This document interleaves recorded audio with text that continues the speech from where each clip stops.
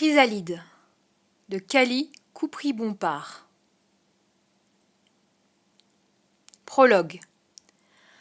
1, 2, 3, 4. Continue à compter. 1, 2, 3, 4. Il faut rester lucide, tiens bon. 1, 2, 3, 4. Concentre-toi. 13e jour sans manger, 3e jour sans boire, une vraie gorgée d'eau. 1, 2, 3, 4. Il ne faut pas que tu t'endormes. Ma gorge se serre à la simple pensée d'une goutte d'eau, et ma bouche est imprégnée, malgré moi, du goût âcre de mon urine. Tentative désespérée de rester hydratée. 1, 2, 3, 4. Ils arrivent. Chapitre 1. Le commencement. La mort est douce, tranquille, ne fait aucune distinction et ne réclame rien de plus que ce qu'elle est venue chercher. Quand j'y pense, elle est parfois préférable à tant de choses. Je la désire souvent comme on attend un amant et qu'on se languit de son contact, qu'on s'impatiente de son arrivée. Je me sens glisser parfois, vaporeuse, remplie d'un vide qui me purifie de l'intérieur. C'est si doux, insouciant, mais je m'y refuse, car même en enfer, l'espoir nous fait prier la pluie. Non pas que l'instinct de survie résonne quelque peu en moi, mais dans ma prison, mon petit frère est mon souffle de vie, l'averse qu'il me faut préserver. Je survis pour lui, tel le gardien d'un temple renfermant un immense trésor. Mon existence n'a de but que si je suis capable de garantir sa sécurité. Un petit être pris au piège au sein de murs bien trop hauts et trop épais, tout comme moi. Je suis né dans le noir, parmi les ruines crasseuses constituant la base de nos habitations, mon chez-moi. Mon existence n'est pas due à l'amour, non. Moi je suis né de la violence, de la peur et du sang. Une nuit, une des ombres flottant autour de nous est parvenue à violer un ange. Là d'où je viens, la sentence est sans appel. Le bébé est retiré du ventre de sa mère et supprimé sans laisser de traces. Quant au violeur, il est émasculé à vif avant d'être exécuté, une douloureuse et délicieuse transition de l'homme à l'eunuque. Ici, les taches sont effacées avant qu'elles ne puissent s'incruster, et pourtant cet ange n'a pas pu se résoudre à m'abandonner. D'après ce que je sais, mon géniteur est mort selon la tradition. J'aime cette idée. Il est passé d'insignifiant à inexistant dans la torture, et cela me remplit de joie. Sa mort me permet de regarder ma mère dans les yeux sans porter tout le poids de son crime. Non, moi j'en porte un bien plus lourd, celui d'être toujours là, lui faire face tout en sachant que je suis la personnification du pire jour de sa vie.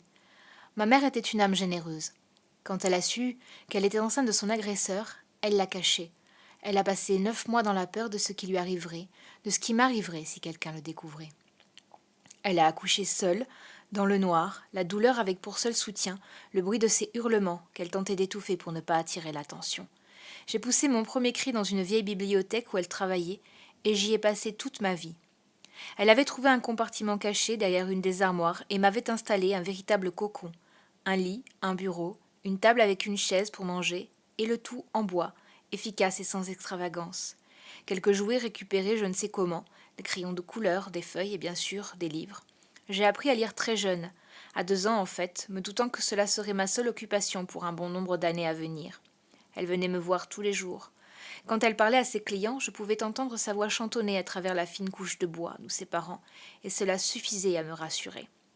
Ma mère ne m'a jamais regardée avec pitié ou avec colère, me répétant souvent le soir avant de partir à quel point je comptais, et pas lui, que les circonstances n'importaient plus que dans la souffrance de ce monde, dans l'effroi de ma conception. Elle avait reçu le plus beau des cadeaux. Mais ça ne suffisait pas à me faire baisser ma garde, car reconnaître un ange ne veut pas dire pouvoir le comprendre, et encore moins lui ressembler. Une pièce a 2 faces, et je suis celle qui reste dans la pénombre d'une main quand elle n'est pas choisie.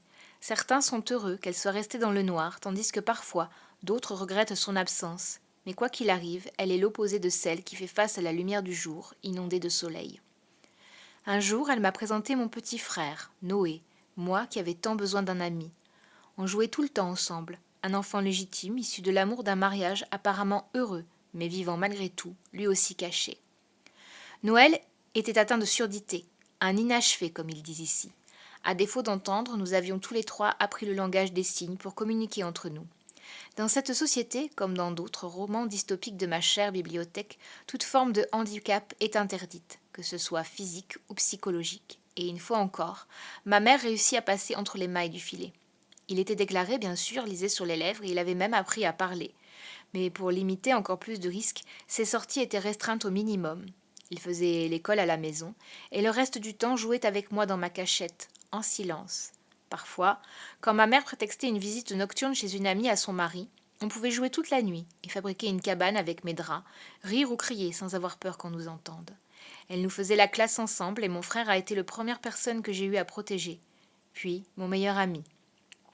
On a 6 ans d'écart, mais il était si brillant, si perspicace, qu'il devait sûrement égaler n'importe quel enfant de mon âge.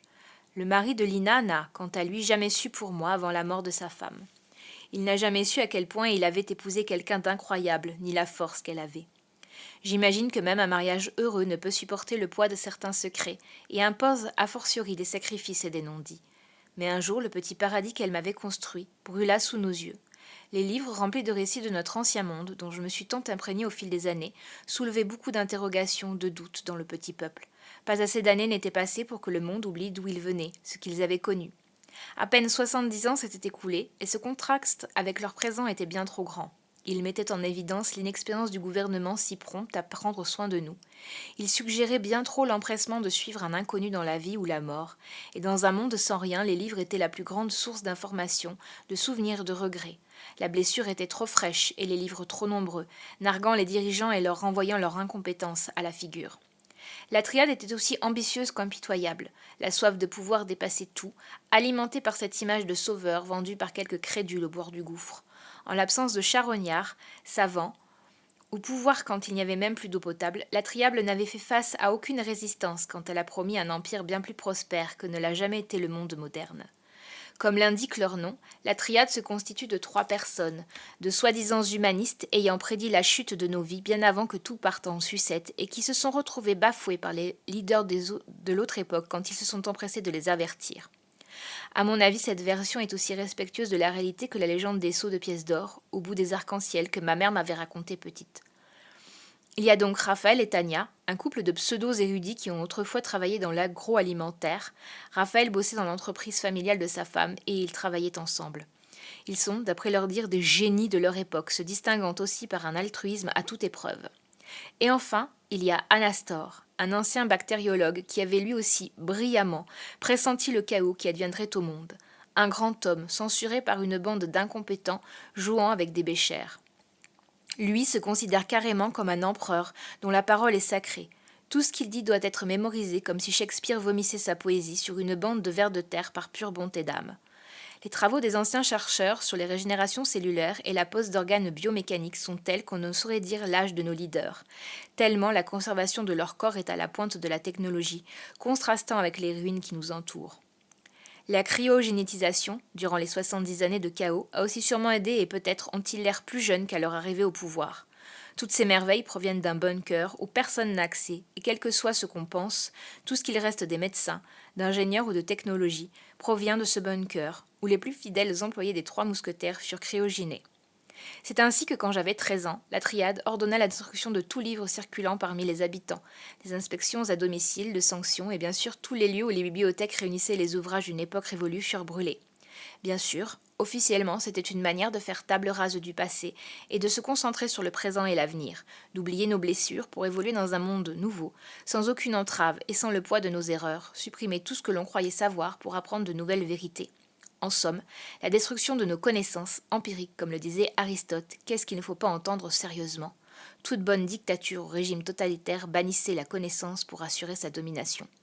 Le passé prévient l'avenir, comme un doux murmure au coin d'une oreille qui viendrait réciter les similitudes entre les différents chaos. Sans livre sur le passé, sans mémoire, le monde avancera comme un nouveau-né, faisant ses premiers pas, n'ayant aucune idée de s'il se dirige dans les bras de sa mère ou bien au bord d'une falaise. Et parmi toute cette crasse et toutes ces larmes, il y a mon frère, une goutte de lait dans une mare de sang. Alors je serai un rempart, bien plus haut que les autres, bien plus épais, rendant insignifiants ces murs qui nous paraissent autrefois infranchissables. Puis un jour, je m'effondrerai à mon tour, ouvrant la voie sur un nouveau chemin, baigné de lumière.